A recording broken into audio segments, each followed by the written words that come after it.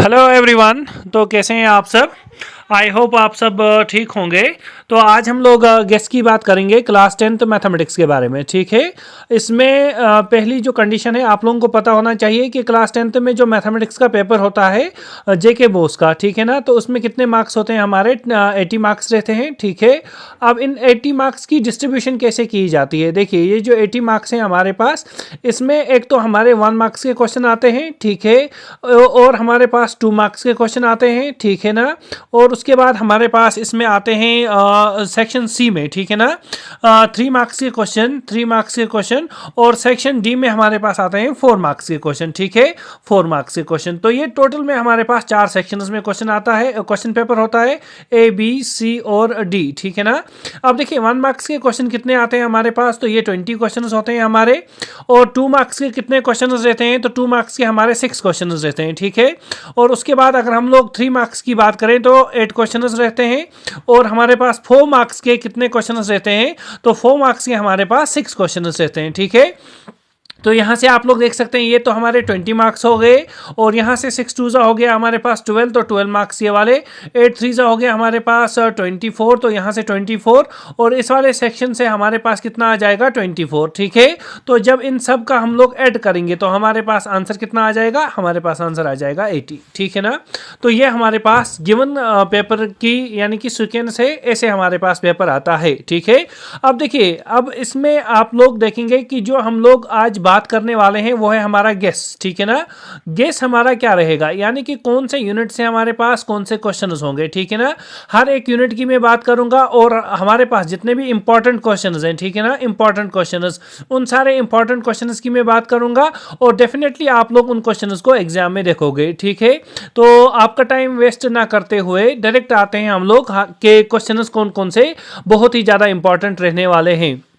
तो देखिए, chapter first की अगर हम बात करें रियल नंबर्स के बारे में, ठीक है ना, रियल नंबर्स में हमारी एक तो एग्जाम्पल फर्स्ट, एग्जाम्पल थर्ड, ठीक है, ये इंपॉर्टेंट है बहुत ज़्यादा। इसके बाद एक्सरसाइज 1.1 में क्वेश्चन नंबर 2 के सारे पार्ट्स हमारे पास, क्वेश्चन नंबर 4, क्वेश्चन नंबर 5, ठीक है। थ्योरम हमारी 1.3, ये भी इंपॉर्टेंट है। एग्जाम्पल 5, ये भी इंपॉर्टेंट है। और एक्सरसाइज 1.2 का जो क्वेश्चन नंबर 1 है वो भी इंपॉर्टेंट है। और क्वेश्चन नंबर 3 के 2 पार्ट्स, एक तो पार्ट थर्ड और एक तो पार्ट थर्ड, ठीक है, सेकेंड और थर्ड, ये दोनों इंपॉर्टेंट है। उसके बाद आते हैं सेकेंड वाले यूनिट पर, तो पोलिनोमियल काफ़ी छोटा यूनिट है, इसमें एग्जाम्पल आप लोग अच्छे से देख लेंगे, एग्जाम्पल 2 और 3। एक्सरसाइज 2.2 की बात करें तो क्वेश्चन नंबर 1 के सारे पार्ट्स और क्वेश्चन नंबर 2 के सारे पार्ट्स, बस इतना ही रहेंगे। उसके बाद अगर हम लोग बात करें तीसरे यूनिट की, that is called as pair of linear equation in 2 variables, ठीक है ना, इन 2 वेरिएबल्स, तो ये हमारे पास रहेगा। तो इसमें एक्सरसाइज 3.1 में question number 1, question number 5 important, ठीक है। 3.2 में क्वेश्चन नंबर 1 का पार्ट फर्स्ट और पार्ट फिफ्थ, ठीक है, और क्वेश्चन नंबर 2 इंपॉर्टेंट है।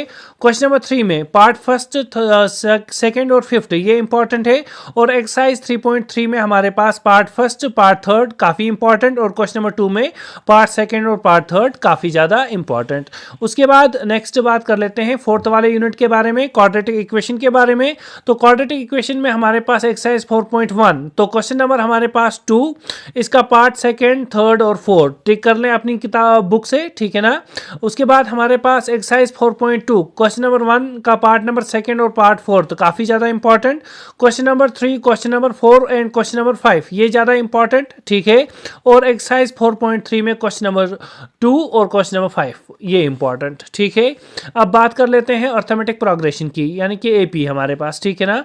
इसमें एग्जाम्पल्स कौन कौन सी इंपॉर्टेंट रहेंगी, 7 और 8। और एक्सरसाइज देखिए 5.1 इंपॉर्टेंट नहीं है, तो एक्सरसाइज 5.2 की बात करते हैं।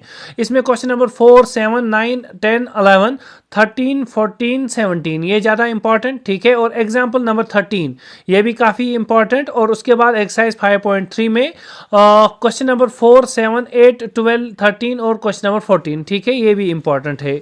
उसके बाद नेक्स्ट बात कर लेते हैं ट्रायंगल्स की, तो बेसिक प्रोपोर्शनलिटी थ्योरम, ठीक है ना, तो ये इंपॉर्टेंट है 6.2 में। क्वेश्चन नंबर 8, 9 और 10 इंपॉर्टेंट है 6.3 में। क्वेश्चन नंबर 3, 5, 8, 13, 15 और 16 ये इंपॉर्टेंट है। नेक्स्ट हम लोग बात कर लेते हैं कोऑर्डिनेट जियोमेट्री की, ठीक है। तो ये सारे क्वेश्चन इंपॉर्टेंट है, आप लोग देख लें और स्क्रीनशॉट ले लें।